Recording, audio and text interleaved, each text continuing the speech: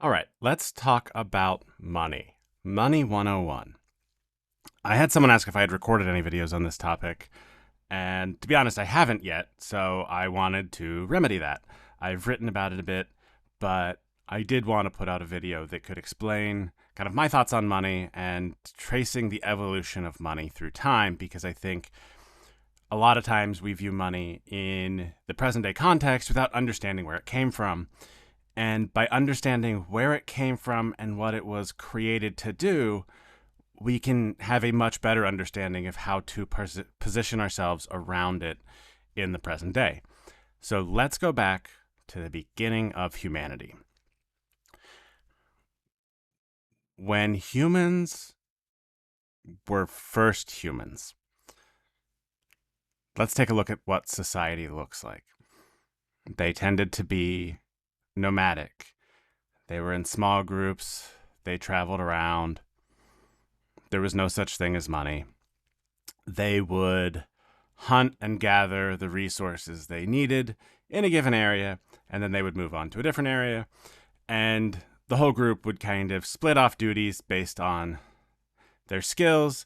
They'd pool all the resources together, share it amongst the group, and that was good enough. So then they started to run into other groups of humans.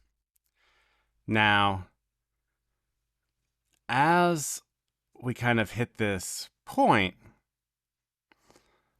they start trading. Maybe my group has extra meat that we hunted, and maybe your group happens to be a farming society, let's say. And so we trade some of our meat for some of the stuff you grew. Cool. This works. Kind of each group's worth of product is different, kind of depending on the needs and, how much was available. And, occasionally there's fighting that breaks out because, we don't want to trade. We'll just take it. Whatever. Fine.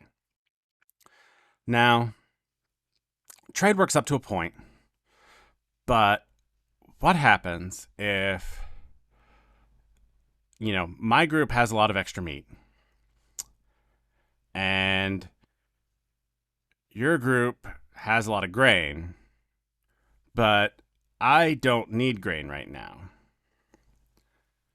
but you need meat? Okay, that makes it hard to trade, right? And okay, you could say, well, maybe if you don't need meat right now, you need meat later. Well, that's great, except for meat goes bad, right? Meat depreciates over time, it spoils, and then it's worthless, right? And so what ends up happening is a currency gets created. It's a placeholder in time. So it allows me to sell what I've got and capture it at its maximum value. So meat is fresh, I get the value of fresh meat, and I get this little token. And then later, I can cash that token in for something that I need at that time, right? And once the meat's out of my hands, it's out of my hands. If it spoils, that's on the buyer, right? That's not my problem anymore. I captured it at the maximum value that it had at that time. Cool. So, starting off, currencies were precious stones, minerals that had some value. As you go on through time, civilizations evolve. Coins are minted, and coins made of precious metals that then kind of they share value among different civilizations because the value of silver, like even if it's not your ruler's face on the silver coin, it's it's still silver. And so this gave us a way to, again, capture the maximum value in time and not force us to trade things that don't make sense at a given point. And so, of course, when you take these resources and you convert them into tokens, all of a sudden, the game becomes amassing tokens. because the tokens ensure that you can have whatever you want. And so, starting off, it was very much this mighty rulers capture the majority of the coins, right? And then they divvy it out to hopefully just keep the peace as long as the majority of people had enough to live on. And we'll use that term loosely because, let's be honest, that is not historically true. But they, the mighty rulers, the strongest warriors, the most conniving minds, whatever you want to say, managed to capture the majority of these coins because they could. Cool. And as we go on, we have monarchies that pass down wealth through generations, because that's the kind of interesting thing about money is you can actually pass it down to your offspring. And this makes sense from an evolutionary standpoint, that you want your kids to be able to survive, and so you want to set them up with as much of an advantage as possible. And so you pass this wealth down through time. Now, historically, this means that wealth is concentrated in certain communities more so than others. And the really interesting thing to me is kind of how humans ended up moving into specialization, because that allows us to produce value at a much higher rate, right? And so once, if I want to be a blacksmith and I continue to be a blacksmith, I can then accrue more value that way, because I'm going to build that skill up over time, and I'm going to be a much better blacksmith than someone who just occasionally does it. And so it makes more sense to come to me for all your blacksmithing needs than it does to just try to make everything yourself, because tools are advancing, technology is advancing, and it's becoming too much for any one person to manage themselves. And then we hit the Industrial Revolution. And yeah, we're fast forwarding through time here a bit. But the Industrial Revolution all of a sudden takes the majority of the work from humans and puts that work into machines. Now, this means we can create a ton of value, but what's the problem with machines? They are expensive. So you need to have a lot of money up front to be able to buy the machines, and then you need to find people to actually run them. And so you're paying wages. And this actually gets kind of interesting too. And there was a really good book called The Sovereign Individual that talks a lot about kind of this progression and how there's this monopoly of violence kind of at the leadership level. But then the Industrial Revolution comes out and there's a bunch of money invested into these machines. But all of a sudden the workers gain power, because if you don't want to pay them sufficient wages, they can either stop working the machines, and that wouldn't be great, and okay, well, I'll just replace them. Or they could destroy the machines, which means you lose a lot of money if you're the capitalist who puts in the money to buy the machines. So this is the rise of capitalism.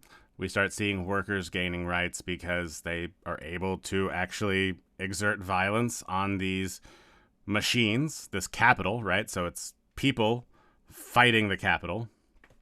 And, so we kind of come to this realization that, okay, well, we'll pay workers more, and maybe that means that the capitalist who puts the money in initially doesn't make as much money, but they're still making a ton of money because, let's be honest, that's how it all set up to work.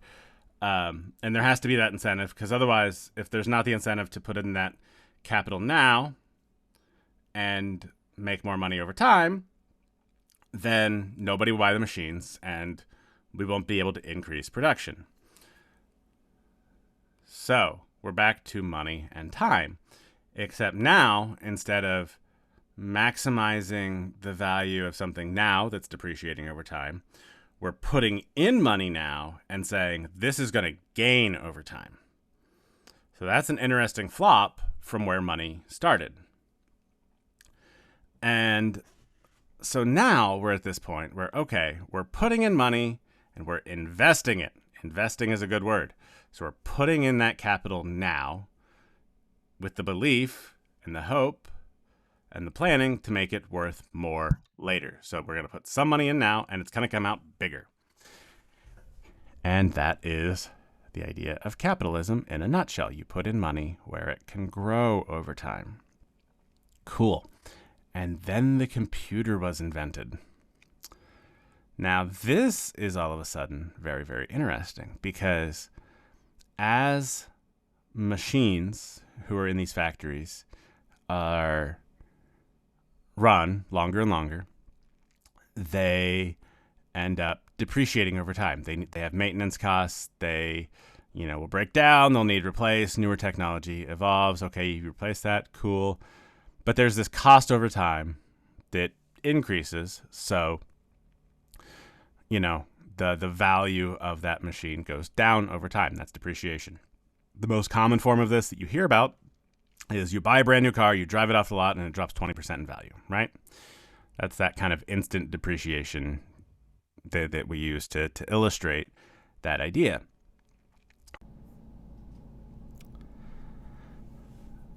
But computers make things interesting because unlike machines that came before, which the cost of the machine ends up increasing over time. There's maintenance costs, things break down, eventually they need replaced due to new technology, et cetera, et cetera, et cetera. With computers, the cost of the actual hardware isn't as important as the value generated from the data that you collect with them. The data can then be used to make things more efficient. It can be used to identify new opportunities, get new insights, et cetera, et cetera, et cetera. So with data, it starts appreciating over time. So as before, when everything is depreciating and you put in capital and you got to keep putting in enough that it grows linearly, with computers, it's all about data collection, and it starts growing exponentially over time. The more data you collect, the more valuable it is, because the more insights you get, the more you can optimize your processes for efficiency, the more value you generate.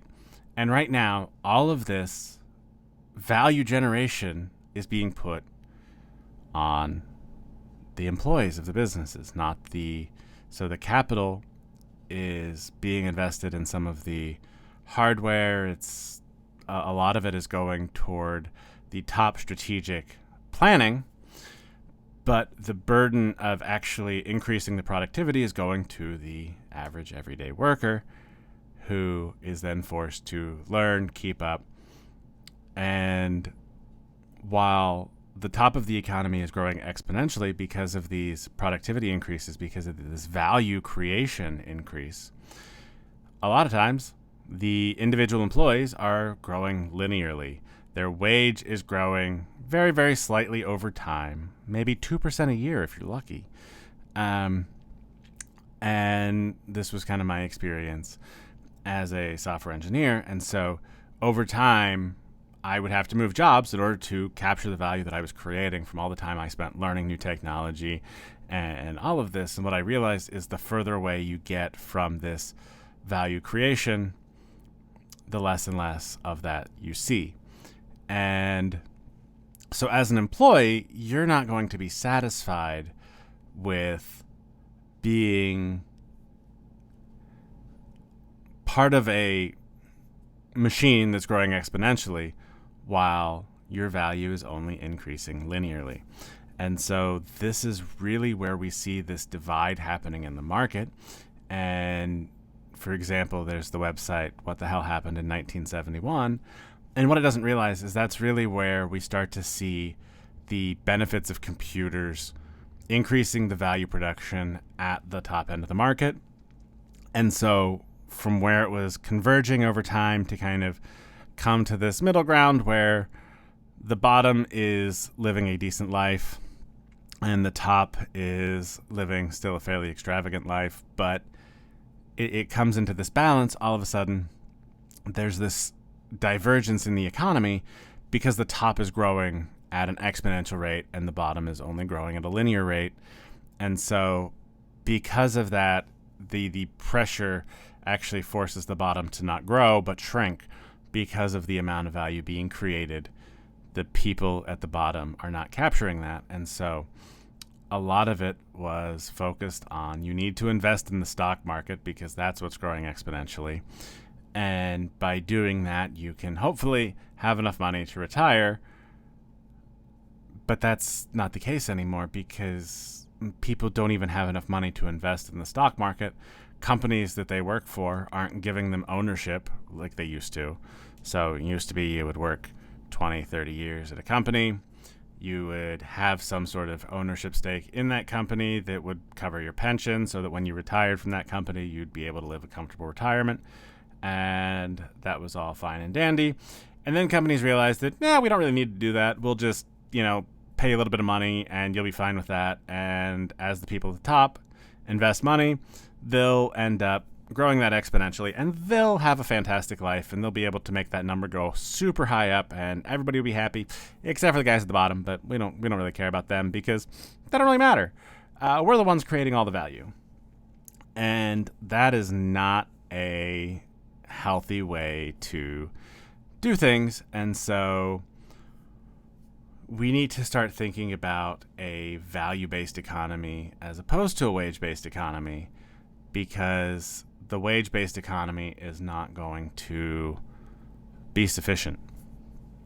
And as people realize that they are able to provide more value individually to multiple potential employers as opposed to a single employer, they'll start breaking off. And you already see this with a lot of high performers leaving companies because the companies don't value them accordingly. And so it's harder to start your own business and be a freelancer or a consultant or whatever to monetize that knowledge. But once you do so, you're able to grow yourself exponentially as you grow your expertise, as you grow your network, etc. This wage-based economy that is obviously not keeping up with the times. And so they're going, hey, these numbers are going up exponentially. I'm going to throw money there. Because then people realize that. And so they raise all sorts of money to create the impression that certain things are happening in different ways. They want to make these numbers go up. And then it turns out that it's all kind of this house of cards that then, gets knocked over and a bunch of people lose their life savings. So I hope this gives you some understanding of how money has evolved and how you can figure out the best way to invest not only money, but time. Because as you learn how to create more value for people and you focus on this idea of value creation and what your skills can be used to create that is actually worth something, and stay away from the idea